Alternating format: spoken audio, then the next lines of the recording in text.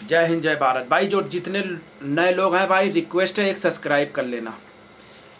हमने आपसे कहा था आप अपना बेहतर देते जाओ, आपको दुनिया पूछेगी। आज आपसे कुवैत ने आपसे रिक्वेस्ट किया कि भाई हमारे साथ साल में सीरीज खेलो, T20 वनडे। तो कहीं ना कहीं आपके अंदर काबिलियत है, कैपेबिलिटी है, आपको कुवैत उस लायक समझता है, इसलिए कुवैत ने आपको पूछा। हम हमेशा यही बोलते हैं कि छोटी छोटी चीज़ों से सीखना चाहिए।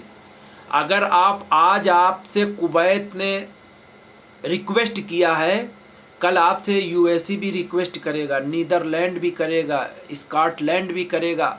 भाई जितने ये एसोसिएट टीमें हैं ये सब, और जब आप इनको साल दर साल, अगर आपने इन केस आप ये सोचो एक साल में आपने 5 सीरीज खेली और 5 सीरीज में आप अगर टॉप पे रहेंगे तो कहीं ना कहीं आपको डेस्टिनेशन में मौका 100% मिलेगा। क्योंकि इस टाइम में अगर आप देखो, हम फिर यही, अगर आप देखो आपका खेल बांग्लादेश से, पाकिस्तान से, जिम्बाब्वे से कहीं ऊपर है। तारीफ नहीं करते, झूठी क्लियर बात बोलते हैं, ठीक है। तो ये आपकी इतना बड़ा ये आपको मौका है कि आपको कुछ करके दिखाना है। अब रही एनपीएल की बात, ये पारस सर का जो इंटरव्यू एक हुआ है उसमें उनसे बहुत से सवालात पूछे गए हैं। उसमें एक सवाल, 2-3 सवाल ये पूछा गया है, डीआरएस को लेके पूछा गया है, डे नाइट मैच को, फ्लड लाइट को लेके पूछा गया है, और 6 हिटर मीटर पूछा गया है, बॉलिंग हिटर मीटर पूछा गया। हालांकि हर एक बॉलर को, या बॉलर हो या जो देखने वाला हो, उनको सबको यानी ये उम्मीद होती है कि हम देखें कितने में फेंक रहा बॉलिंग, हम कितने में फेंक रहे हैं, या हम अगर किसी बॉलर के फैंस हैं तो हमें पता होना चाहिए कि हम कितने में ये फेंक रहे हैं। तो जो पिछले साल इंक्लूड नहीं था एनपीएल में, वो इस साल एनपीएल में इंक्लूड हुआ है। कुछ चीज़ें इंक्लूड हुई हैं, अभी कुछ चीज़ें बाकी हैं। हालांकि ये एक सीज़न के बाद ये दूसरा सीज़न चालू हुआ है, जो कि पूरी दुनिया में इसकी तारीफ़ें हो रही हैं।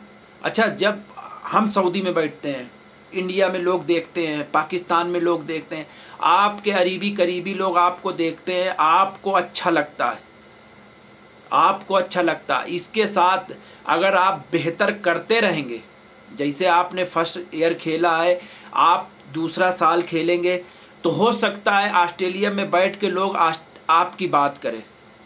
अच्छा, पिछले साल स्टार स्पोर्ट ने दिखाया है भाई, इस साल भी स्टार स्पोर्ट ने मुस्तैदी से दिखाने के लिए बोला गया है, बल्कि पूछा भी गया है कि फ़ायदा हुआ है कि नुकसान हुआ है। तो मीडिया में बोला गया कि नहीं, जो हमारी लागत थी, मेरी लागत निकल गई। भाई लागत निकलेगी भाई, 60 मिलियन आपको मीडिया पे देख रहे हैं, 60 मिलियन कम नहीं होता है, 60 मिलियन बहुत होता है। अगर आप देखो फर्स्ट साल में एनपीएल चालू हुआ है, उसमें लोगों को 60 मिलियन, अगर आप टोटल उसकी व्यूज़ देख लो तो तकरीबन 117 मिलियन प्लस गई है, ठीक है। तो वहीं फर्स्ट सीजन के बाद अब इसमें लगाया गया है speed metre, ball speed metre लगाया गया है। ये ज़रूरी था, ये बहुत ज़रूरी था। और उसके बाद इसमें स्टेडियम की जो कैपेसिटी है उसको बढ़ाया गया, बढ़ाने की कोशिश हो रही है। हालांकि काम लेट हुआ है, जिस भी कंपनी को काम दिया गया है उसने लेट किया है, उसके ऊपर केन बोर्ड ने फाइन भी लगाया है। अब जो भी फाइन लगाया है, क्योंकि उम्मीद है पिछले साल के विपरीत इस साल स्टेडियम की कैपेसिटी तकरीबन 15,000 होगी। अच्छा, आईपीएल में मेन जो होता है, सबसे ज़्यादा जहाँ से इनकम होती है और वो होती है स्टेडियम से। बाकी जो एडवर्टाइजमेंट जो होती है वो अलग है, लेकिन जो स्टेडियम की कैपेसिटी जब बढ़ती है तो आप ये मान लीजिए पूरे ग्राउंड का पूरा खर्चा निकल आता है। इसलिए हर एक फ्रेंचाइजी चाहती है कि स्टेडियम की कैपेसिटी अभी इस साल अगर 15,000 है, तो हाँ, आई होप अगर ये पिछले सीजन से ये सीजन अगर बेहतर जाएगा एनपीएल का, तो हो सकता है केन बोर्ड इसको ये सीजन करने के बाद नेक्स्ट साल इसको 20,000 कर दे। मेरा अपना पर्सनल ओपिनियन है, बाकी भाई केन बोर्ड का क्या है वो नहीं मालूम, लेकिन जो हम ये बोलते हैं क्योंकि नेपाल में इतनी फैन फॉलोइंग है क्रिकेट की, शायद इंडिया में भी लोगों की नहीं है।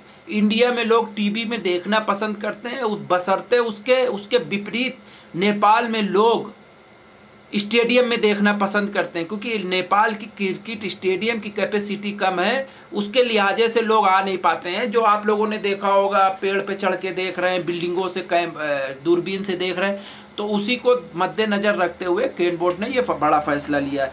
अब उसके बाद बात आती है डीआरएस सिस्टम पूछा गया उनसे, डीआरएस सिस्टम लेंगे कि नहीं।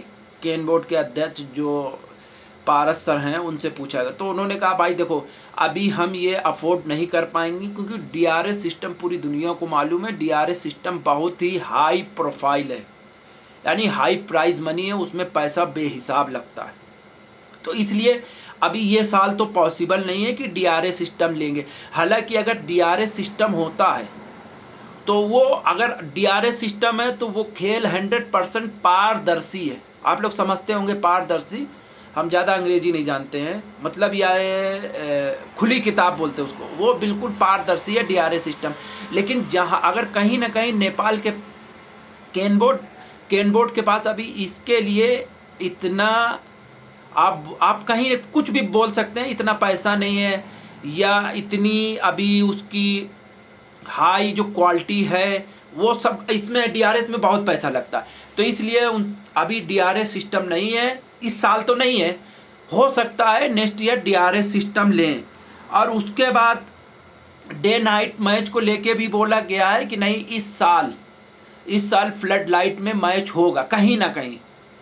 जो अभी पारस सर का कहना है, उनसे जो पूछा गया है तो उन्होंने बोला नहीं, हम इस पे बेहतरी करेंगे, क्योंकि होता क्या है डे में भाई मैच हो रहा है, मैच होते होते मौसम ख़राब हो जाता है, बादल आ गया, बड़ी दिक्कतें होती हैं, तो अगर फ्लड लाइट नहीं है तो मैच कहीं ना कहीं मैच ख़राब होता है। और अगर ये T20 है, अगर एक बार मैच थोड़ा सा भी गड़बड़ हुआ तो उसमें जितने भी, या बॉलिंग साइड हो या बैटिंग साइड हो, उनका कहीं ना कहीं हरदम टूट जाता है, जो जिस तरह से वो खेल रहे हैं, खेल में रुकावट आने के बाद।